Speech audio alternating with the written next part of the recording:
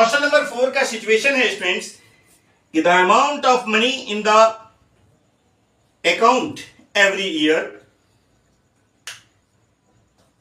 amount of money in the account every year when 10,000 is deposited at the compound interest at 8% per annum। यानी कि students अर्थ है students, देखिए आप simple interest और compound interest को पढ़े हैं। एक्चुअल में क्या होता है कि सिंपल इंटरेस्ट में हमारा जो प्रिंसिपल है वह कांस्टेंट रहता है, लेकिन हमारा जो इंटरेस्ट है वह सिंपल इंटरेस्ट में, साधारण ब्याज में क्या होता है कि एक आपका जो प्रिंसिपल है वह फिक्स होता है और पर ईयर जो है आपका केवल इंटरेस्ट ऐड होता है जो सेम अमाउंट में होता है। कहने का अर्थ है कि अगर हम 10,000 रुपये का एक साल में अगर 1,000 रुपया इंटरेस्ट देते हैं तो वह सिंपल इंटरेस्ट के हिसाब से वह हर साल जो है वह 1,000 रुपया ऐड होता है। तो वैसे कंडीशन में अगर यह सिंपल इंटरेस्ट होता तो शायद 10,000 का 10,000 11,000 हो जाता, फिर 11 के बाद 1,000 और जोड़ती तो 12,000 हो जाता, यानी हर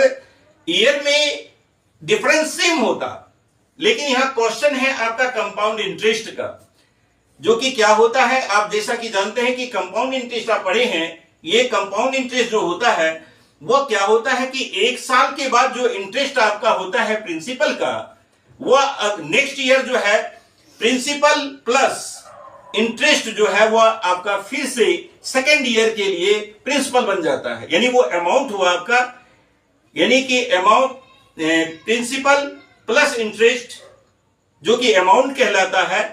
वह अमाउंट नेक्स्ट ईयर के लिए प्रिंसिपल हो जाता है।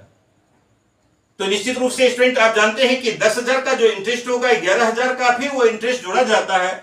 जो कि कभी भी किसी भी सूरत में वह 10,000 का जो इंटरेस्ट पहले 1,000 था वह 1,000 नहीं होगा, क्योंकि अब 11,000 का इंटरेस्ट होगा सेकेंड ईयर के लिए। तो ऐसे कंडीशन में कभी भी वह इंटरेस्ट जो है हर ईयर का इक्वल नहीं होगा। तो क्लियर है कि यह कंडीशन जो है कभी भी वह एपी में नहीं होगा। तो लिखेंगे कैसे स्टूडेंट्स, ये देखिए आप, जैसा कि आप जानते हैं यहां पर आंसर हम पहले लिखेंगे नो, उसके बाद ये कंडीशन कैसा होता है। सबसे पहले है कि 10,000 जो अमाउंट है हमारा वो प्रिंसिपल है। कंपाउंड इंटरेस्ट में इसका अमाउंट कैसे लिखा जाता है, आप तो जानते हैं कि P into 1 plus R by 100 square T, ये इसका आपका फॉर्मूला होता है।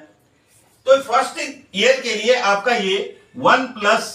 ये आपका रेट ऑफ इंटरेस्ट 8 है, तो 8 बाय 100